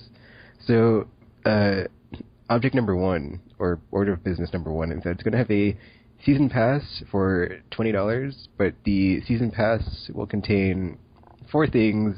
Actually, wait, no. There's 1, 2, 3, 4, 5. Okay, so there's 6 things, and then 4 of those are skins for the characters in the game. And then one of them is the initiation, where you can train as Bruce Wayne in the Batcave with new challenge maps. And then the 6th thing is like a new story segment similar to, I'm guessing, Harley Quinn's Revenge, which we don't know about what it is yet. So, yeah. Yeah, people are not happy about the part with it's a lot of skins. Season Pass is sort of... I don't know why they're all called Season Passes now. That's kind of... It's become that trend. Yeah, it's like now everybody calls it that, even if it's not like what's it called? Sequential DLC? I don't know. Either way, just like multiple DLCs or something. Now it's just like, whatever our DLC is, we're just gonna season pass it, call it a day. Yeah. So see I think that's the problem mainly, is sort of this expectation that has been built up around Season Pass being new maps every month or new something every month, and just having costumes is like, that seems dumb. Or not actually, in the spirit of Season Pass. Now that I'm thinking about it, if this Season Pass is like other Season Passes, and I get this like slowly over time, I might not buy this one because I'd rather get it all at once instead of just like having to wait for like the story segment, which is like the last piece, which is like the most pertinent one that I'd pay like 15 or 20 for just that part, and like, you know, F this other crap, but if I have to like be like drip fed, oh, here's a skin, oh, here's another skin, oh, here's another skin, oh, another skin, oh, here's the initiation, which is like a challenge map, so it's like, and then you finally get the like juicy bit of story 6 months later, which is, or if this is like once a month, it's like, yeah, that's what I was about to say. That's right. Thinking about it now that I'm more in tune with what this might be, I'm like, I don't know. Yeah, I mean, I'm gonna get it, but yeah, I don't know if it's like a day one thing. Yeah, I'll buy it too, but it's like, ugh. Because it's like, I know the story part is going to be overpriced just like Harley Quinn's was, because it's like, I was so, that made me rage so bad, like, it's like I wanted more game with that game, and they didn't give me more game, and now it's like, I kind of feel like they're going to do the same thing. It's like, you know, guys, I look on the Season Pass, and like, what of the in-game content in here is something I would want to play, and it's like, the last 2 things, and the rest of it's skins. It's like, what the F? WB, what the F? I mean, I guess what's cool about Origins is that they're sort of, and, you know, it remains to be seen if this is going to play out, but it seems like they're trying to... I remember when Arkham Asylum came out, a lot of people said it was a button masher, and I had played the demo so much by then, I was like, all you people are crazy, you are so wrong. Chapter Cole was vindicated. Yeah, and it was just like, look, now everyone knows this is the best 3D combat there is. But I think, yeah, the people making it right now, they're right. A lot of people don't use it at all. They sort of, muddle their way through the campaign, and then they finish it, and then they play the challenges, and then that's when they figure out, I can do this so much better. And so this one, they're trying to integrate all that, where it's like, yeah, you have to be better in order to beat the campaign. And so, if they're thinking about it that way, conceivably there could be some really cool setups for the DLC, the story one. Whereas, like, the DLC, Harlequin's Revenge, and the other one was just... It felt kind of like they just strung a few challenges together, and then that was it. Well, the Harley Quinn one was the only, like, in-game DLC of, like, you get more of the storyline / campaign in the game. The rest were just challenge maps. Yeah, but just, like, even the story DLC on that one was just... It didn't really feel substantial at all. The story was not really...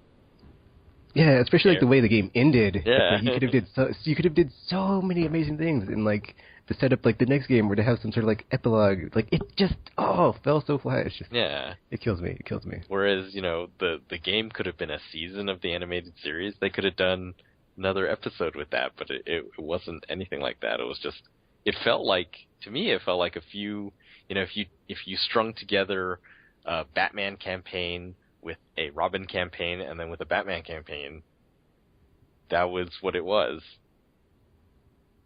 Not like story mode campaign, like the challenge campaigns were stealth and then combat and stealth. Like that's what it was. It was like it's not good enough. Yeah, it's like, cause like what you said is like I would have preferred that where it was like a campaign for each character. It was like Catwoman has like extended thingy, and then your Nightwing, and then Robin, and then Batman, and then that'd been like awesome to have some like actually like it's like the engine was so good, and like the city and like the open world they'd made, and like to not give us more toys to play with. It was just come on, like such a failure of execution. But then speaking of upping the challenge, they also are adding the I Am the Night mode where let's see. Oh yeah, that one has the permadeath, right? Yep, you can only die once. Yeah, I think you have one save. That should be interesting. But then that would create some kind of weird time paradox, because, I mean, that man can't die. Because otherwise, how? Actually, I'm not sure. I'm not sure about the one save thing, but it is a permadeath difficulty. So, yeah, actually, it's not one save. So you can save, but if you die, you can't. You restart. Load, yeah. So it's like Dead Rising. And you unlock it after finishing the New Game Plus mode, so you can only get it on your third playthrough. So it's not like unlocked right after that you finish the game. Oh my, that's a lot of playthrowing. Oh no. That's the only game. Or I guess have I played any other game back to back? I think Arkham Asylum was the only game I've ever played back to back, 2 times through. Wow. Oh my. Through all the challenges. I don't think I've ever done that. I'm trying to think, have I ever done that? So I remember I platinumed that one in the first week, right? It was like 4 days later, and I was like, I did everything. I probably have, but it's not coming to me. Yeah, you probably like played a Mass Effect campaign through that twice or something. Well, I mean, like Tropical. Well, yeah, I probably did. Wait, didn't you do Metal Gear Solid 4 back to back? Oh yeah, I did. I cracked out on that hard because I remember because I got it that Tuesday and I had to work the next day. I was like, "F this!" I played it and I played the whole thing that night. And then I started another gear to get no kills or whatever. Yeah, that was or the trank all the people and no kills. Yeah, the pigeon one. Yeah, that emblem. Oh, I'm just 4 out of the game. Such good memories of just cracking out and being like 2 a.m. and I'm fighting, I guess next week I'm fighting because it's kind of spoiler and like I don't know what's going on right now and kind of losing, kind of out of it, not knowing what's going on. But Nintendo Direct. There's another Nintendo Direct, so there's going to be a Kirby game for 3DS. Sorry, reflex. Some Pikmin 3 DLC, and the Donkey Kong game has been delayed for the Wii U. And it will be coming out, I believe, in looking it up. Donkey Kong game. February 2014. And then we have Sonic will be coming back to Smash Brothers on Wii U and 3DS. Legend of Zelda: A Link Between Two Worlds Link Between Worlds coming out on November 22nd in Europe. Phoenix Wright Ace Attorney Dual Destinies demo is out. I played that.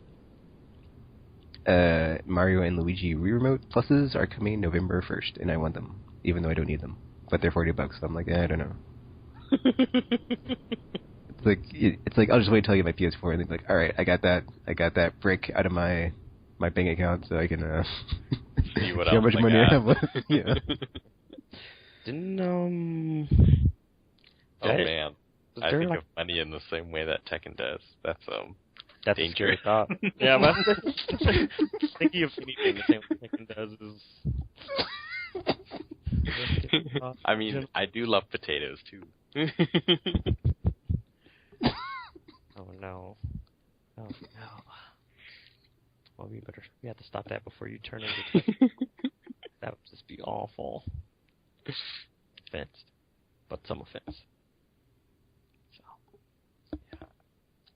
So another Nintendo game moves next year. The Wii U. Well, 2014 looks like a good lineup, so... By then it'll be too late. It's already too late, dude. Like, we've had this discussion before. It's like that hourglass is running empty on sand. It's like just dripping out the top and it's like nothing's left. Yes. It's like Mario Kart, oh, it's next year. Oh, new Mario's this year, but it's not the awesome 3D one that you want that's like a follow-up to Galaxy. This is their plan for some reason. Once you've spent all of your money over the holidays, then they're going to expect you to buy a new console to play one of the games that you want from them. Wait, that doesn't make sense. That doesn't make sense at all. Especially when there are like way more awesome consoles to buy for more money. That you'd rather spend on than, the one with the not as awesome games. Man. There's going to be a 3DS Street Pass relay feature so you can get 6 visitors at a time instead of just the one when you get to those 3DS thingies that let you get Street Pass people that have been on there and be like, all right, let me jump on your 3DS. I do like that, actually. That's good. Yeah, I got 2 Street Pass Miis from my GTA Midnight Launch. I was kind of disappointed. I was like, oh, I thought I'd get more, so that was interesting and sad at the same time. It's like a different crowd. I know, right? It's like we discussed earlier. It's like, yeah, there's video games and the people who play them. So such a varied group of people. They are. I've met them. I only play Call of Duty. I don't even know who this Mario guy is. What's a Mario? That would be really weird to have someone. Yeah, I just want to say, I'm not sure how I would react. Just like, sorry, what? Like, where are the cameras, guys? Come on. Where are the cameras? Come on. Clearly this is some kind of joke. Okay, that's basically all the news except for the So yeah, the Steam controller has been unveiled and it looks very. I said on my Twitter, this looks like a very wild design because it's like oh, you've been playing with thumbsticks for the last 10 plus years. Well, we're going to rip them out and replace them with touchpads. Weird. Oh, is that what those were? I thought they were just giant speakers, and I was like, why? They are. I was like, why does this controller have giant speakers on it? What is this? This makes no sense. It's a really ambitious design. So the goal is to be able to play every Steam game, and short of telling all the developers to go and make their games controller compatible, that just can't be done. So they were like, okay, so we're going to come up with a controller that can mimic the function of keyboard and mouse. And then this is the thing that they've come up with so far. Yeah, after reading that, I was like, good luck with that. Well, it's really interesting. So what it is, it's 2 touchpads. It's got triggers and bumpers. It's actually got buttons on sort of the grip areas that you use your other fingers to hit. And then, the touchpads themselves. So the way I've heard it described is when you're playing with them, moving your finger around on it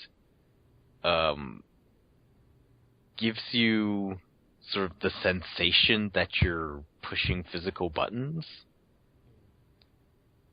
So, yeah, okay, this is the way I've heard it described. Basically, if you imagine... let's see. Okay, like, imagine you're pushing buttons, except... And you feel the buttons, except there are no buttons there. What? Does that make sense? Like you're on drugs, driving.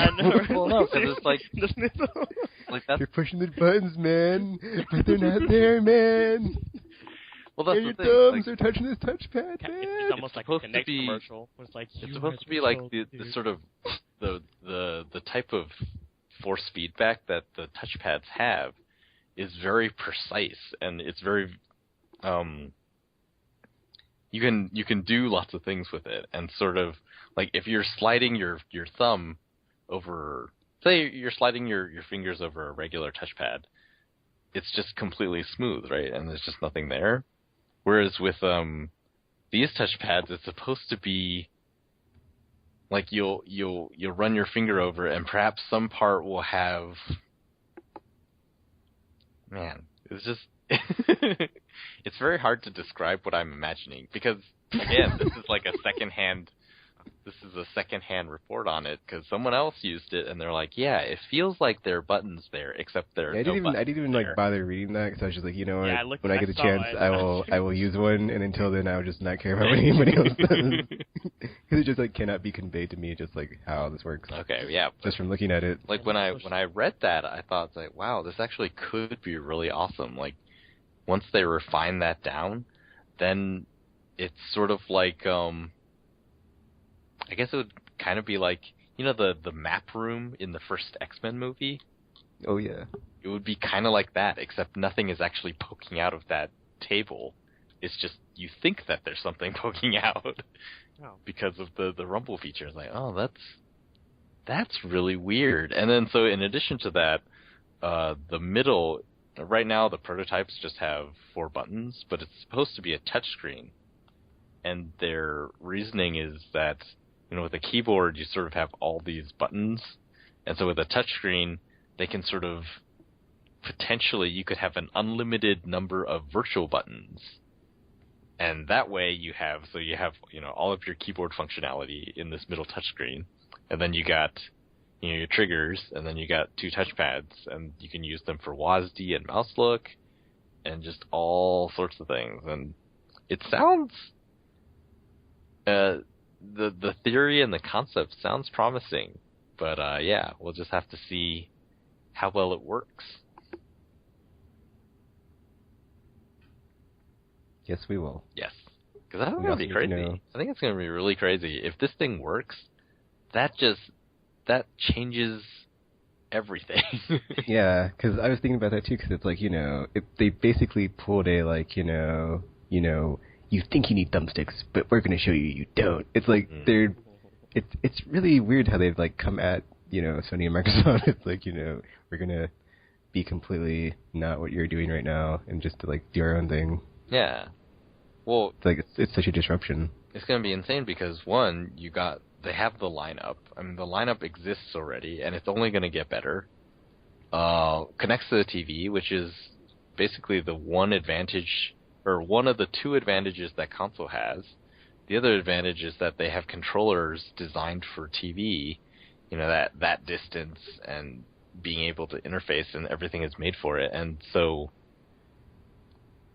yeah, if Steam Machine solves the connecting to TV problem, which that's easy, obviously it's going to do that. But if the controller can solve the interface problem for all of the games lineup that's already exists on Steam, it will be insane, and you know, it's very lucky for Sony that they have first party. Otherwise, like, what's the point? Well, to me, it's like Yeah, I agree with those points, but then, like, at the end of the day, I still need to know how much are these going to cost. So it's like I'm still waiting for the price. That's true. And it's like there's still all this like this mystery smoke that's like or not mystery smoke, just details I need still. It's like how much is it going to cost, dude? So, yeah. But then I guess like you said, like as far as like controller, like you could still like theoretically, if you think about it, plug in a like 360 controller and have like the gamepad support for games that have that. Mm. If you're not like, oh, I don't like the Steam controller. I it's too alien for me. Yeah, if the Steam controller is like the contemporary price of a controller, $60, and Steam Machine can be any computer that you can hook up to your TV. You just install a Steam OS on it. Then with that controller, what I'm imagining for my own setup is I'm just going to get a Steam controller and then still play them on my computer. But still, just like having that interface, I think it will be really cool. I don't really like my keyboard and mouse setup. It's always a little bit uncomfortable. I agree. And so with a controller that can play all of my Steam games, yeah, it's very exciting. For me, it'd be liberating just because, like, I always like to do other stuff on my computer besides play games, which is why I never play any of my Steam games. So if they could come out with like a cheap Steam machine and I could buy it and it could still play stuff at ultra high settings and like be super cheap or as like on par with PS4, then I would totally just get it just so I could have a dedicated gaming machine for PC games specifically because I've never had that where it's like I want to do something on my computer and I have to choose between, okay, am I going to do this on my computer or am I going to like play my PC games? I've never before I've been able to like multitask where it's like I'm doing something on my computer at the same time I'm playing a game because you have to choose between one or the other. So like having that freedom of like being liberated from not being able to choose between them would be so much worth it for me. So I could be like, all right guys, we're podcasting, I'm playing my Steam machine, haha. So yeah. You can actually stream while you're doing it. Oh yeah, and like it might make it easier to stream too since my OBS has been being all bitchy lately, so for PC games anyway. So just hook it up to the Elgato and stream away. Oh yeah. Exciting. Exciting indeed. I think I just put myself a little. Not that excited. Oh. So just me. Yeah. Well, there's a few articles out there that it's not really news, but I think they're very interesting reads. One is on GameIndustry.biz, I think is the website, and it's a quite long interview with Sony Worldwide Studios president Yost. And yeah, it goes into a lot of stuff. The thing that everyone else has picked up is that Sony has sort of changed its mind about tablets and smartphones. Because originally they sort of felt that they were competition, and then now they're sort of thinking of them as sort of another avenue in which they can spread the PlayStation ecosystem. So, for example, next week, or actually you can download it now, there's an app called Beyond Touch, which is the companion app for Beyond Two Souls. And if you download it, you can actually play the entire game using your touchscreen rather than a controller. It hooks up with the PS3 and it does all this stuff. And then when PS4 comes out, they're releasing a free game tied into NAC, and that game on smartphones and tablets will actually unlock stuff that you can use in NAC. And sort of their thinking is, if someone plays this NAC minigame and they unlock some stuff in there, maybe it will inspire them to go play NAC on PS4. They mean by is there any chance that those apps would come to the Vita? Because I don't have a smartphone or a tablet, so... Just taking is still the one guy in the entire country, apparently. Hey man, if I don't need it, why buy it? It's weird, because like, in games journalism, they sort of have this viewpoint where everyone has a smartphone and a tablet, and I don't think that's true. I think a lot of people don't have smartphones or tablets. maybe not tablets, but come on, most people have smartphones. They might have a cell phone, but it might not be a smartphone. Yeah, most people have smartphones. Heckin'. Damn it. But no, it's true. There actually are. Scary. One of my friends just recently, she just upgraded to a smartphone finally after all the time of not having one, and I was like, yeah, welcome to 2009. Well, it's weird because like, and I've had a smartphone for quite a while now, but it only recently dawned upon me how much they cost. Yeah. Only recently dropped a goal? Yeah, I think it's one of those things you don't realize until, like, because like when I used to get my phones or whatever, the phones were a lot cheaper for one before the advent of smartphones. But then, like, in addition to the contracts and stuff, it's like, okay, I don't see like the hidden stuff behind it. But now it's like, now that I've bought my current smartphone, because I have a Galaxy 4 now, but those things are like hella expensive. I was like, this is damn near my rent. Like, what's going on here? So, like what are they saying today? The iPhone 5C is the cheaper smartphone, and if you just want an iPhone 5C, it costs like $550 or something like that. Like that's a cheap smartphone. I thought they came out with the $100 one. It's $100 if you sign up for a 2-year contract. I forgot about that. You have to spend something like $50 to $60 a month. Yeah, see, that's the reason I don't do cell phones. The data it's like, and everything. Too. I've been externally cheated before, dude. So I'm not just gonna Seriously. I mean, it's not even that. It's just like they cost a lot. consensually bend over a table and be like, all right, let me sign this contract while you do stuff to me. You sound like you like it. No. Yeah, no, it would be nice if all this stuff comes out on Vita.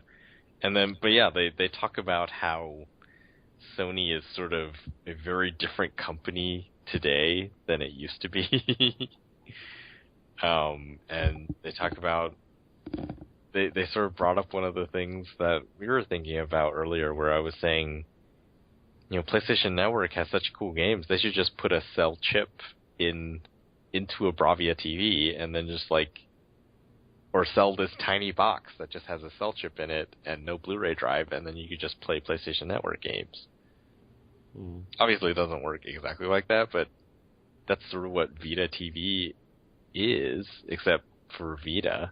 And then, yeah, they talk about, someday, do you potentially see Vita as sort of being, Vita TVs as being built into Bravia TVs? Like, would you buy a TV That'd be kind of cool, played Vita games? It's sort of it's actually the perfect handheld version of Vita, because it also has its own screen. Yeah, that's true. That would have been great if I didn't already have a Vita or an HDTV. But I mean, that would be an interesting idea to see if they actually do things like that going forward. Because it's like, why not really? And it'd be a good way to sell.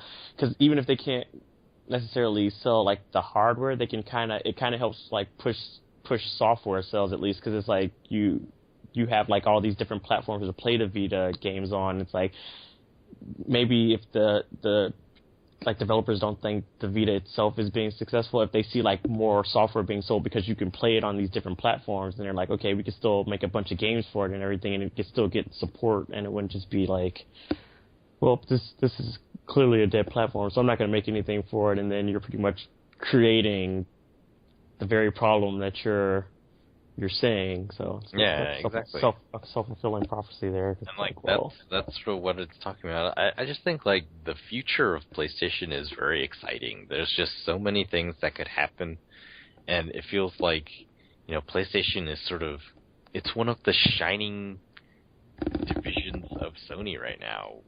A lot of Sony isn't doing that great, and PlayStation is just potential-wise, there's just so much going on, where PS4 and Vita were, from day one, they were designed to work together. There was a report, actually, Mark Cerny was lead architect on the Vita also. And it was this is the first anyone is ever hearing of it, but yeah, he was lead architect on Vita, and the thing back then when they started making it was like they wanted to give it some sort of hook, and the hook was that it's gonna connect very well with the PS4. Like they're made to be together. That's nice.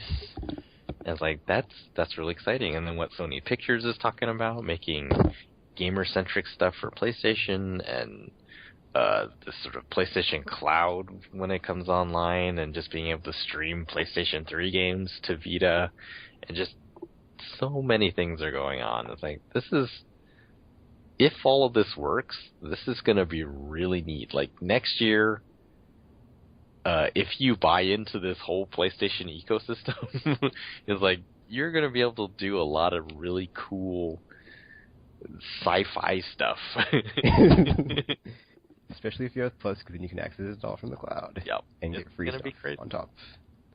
But yeah, I recommend people go check out that article. It's very interesting.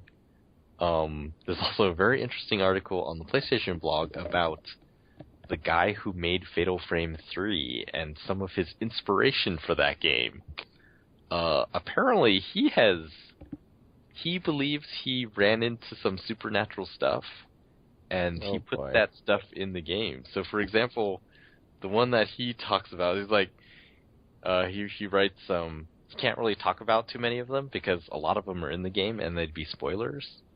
But one of them, he was like, yeah, so when I was a kid, playing with a bunch of my friends, we had this game that we would play where each of us would take turns running into this old abandoned Japanese-style house.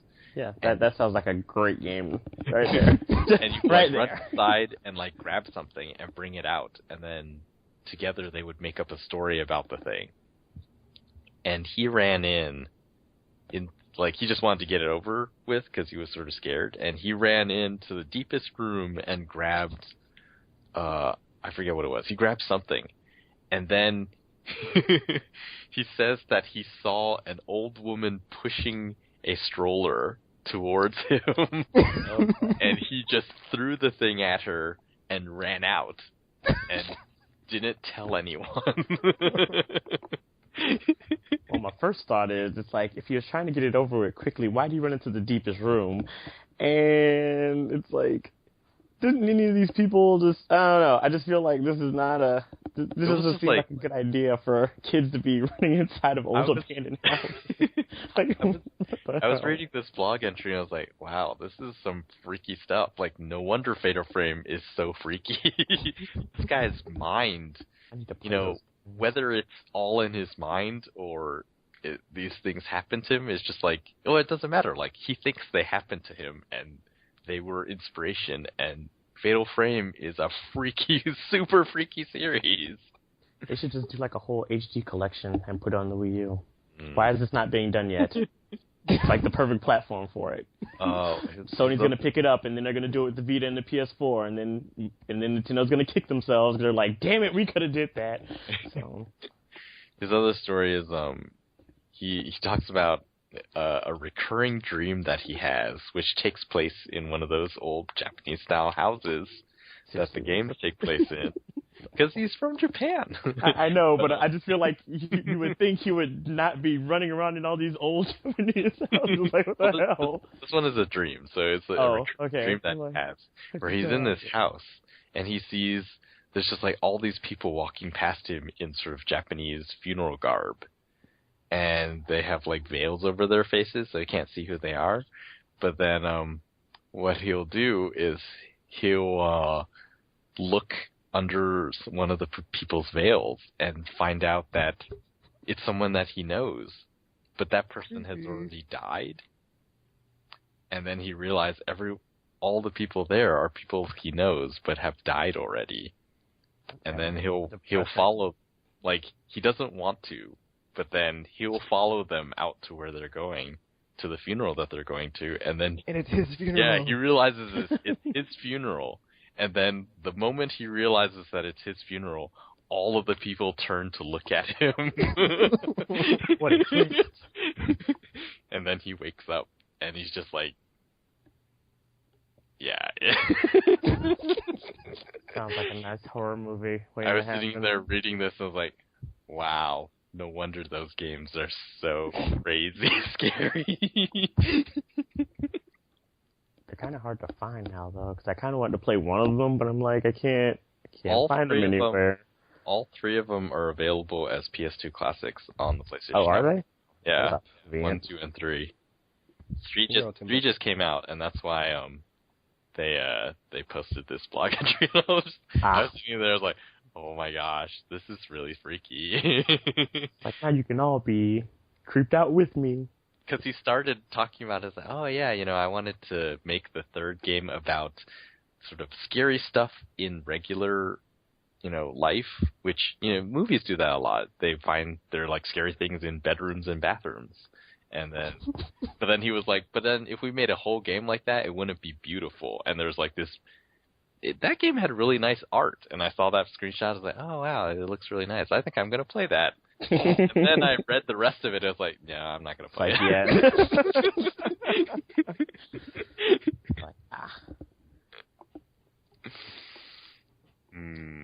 So that's what makes October one of my favorite months, because like horror movie months. I'm like, yay!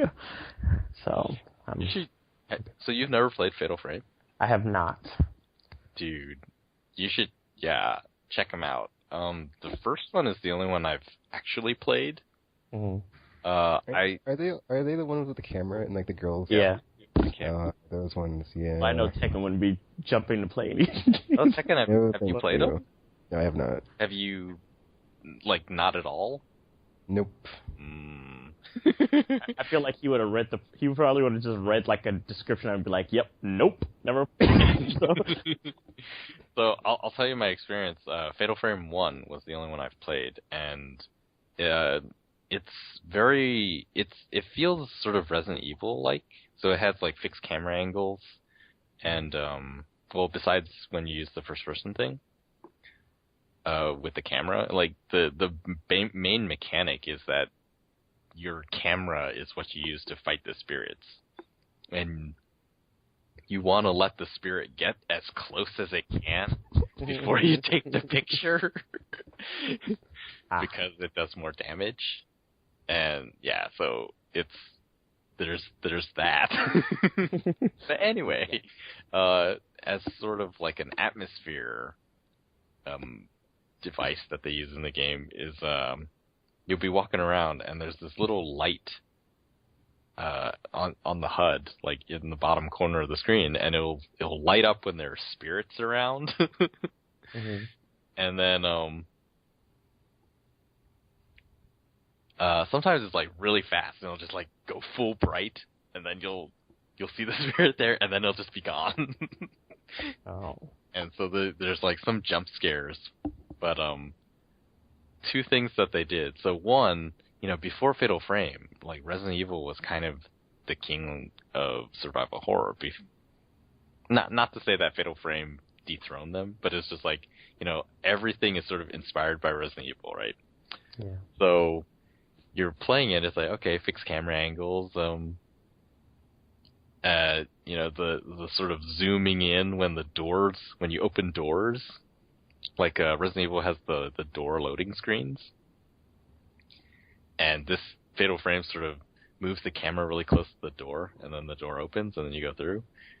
But it's not a loading screen, but it looks like one. Surprise! They're just, you're sort of like, oh, it's sort of Resident Evil-like. Except, occasionally, it will show you different fixed angles. So it is a full 3D environment. And then, so like sometimes, you'll expect it to be the same angle every time you go into the same room. But sometimes it's not. And then they'll show you something that was there the whole time that you never saw. And it's like, oh my gosh! And then the second one was those are not loading screens. And things you find out the hard way. I think that's where I stopped. It was old Japanese houses, so it was a sliding door, and it slides open slowly, just like you would expect in a Resident Evil game. And then the spirit was like right there, like in front of you. dead eyes looking down at you. As most spirits are. 2 centimeters away. Sorry. Is that 1 inch? 1 inch away from your face? It's America Tropical. You don't conform. Man, that part was so that. Yeah, it messed me up, and so I haven't played that game through. That I would like one of those alternate reality games like that. Is that what they're called? The ones where you kind of like move.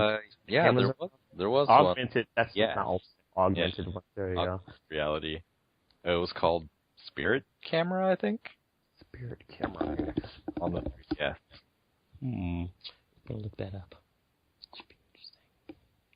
Turns out, I don't know if you read about that one. That one, the problem that most reviewers pointed out was the augmented reality thing doesn't work well in low light. So you have to be sitting in a really bright room to play this horror game. That's kind of disappointing because it's the like doesn't work very well. Yeah, it's like it kind of takes away from the whole creepy aspect. You're sitting there and it's like, I'll just play Fatal Frame. Sheesh. People. Yeah, no. If you like the horror stuff, check out Fatal Frame. Might have sort of archaic controls, but man, the atmosphere and just like, yeah, it is very freaky. I don't know why Japanese little dolls look like that.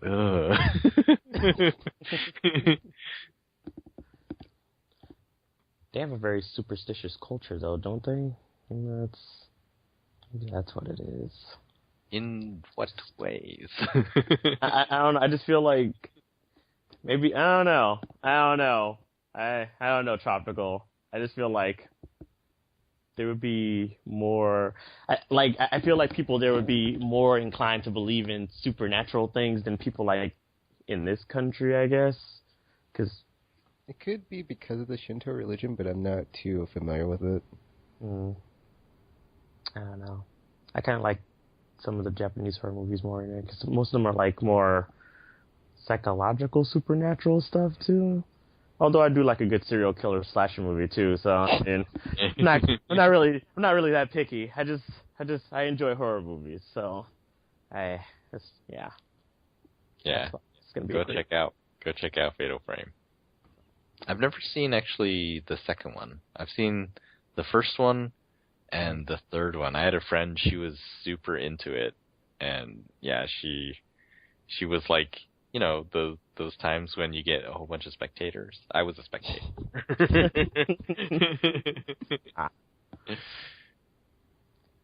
Do you have to like play them in order, or are they all like disconnect, or are they like their own?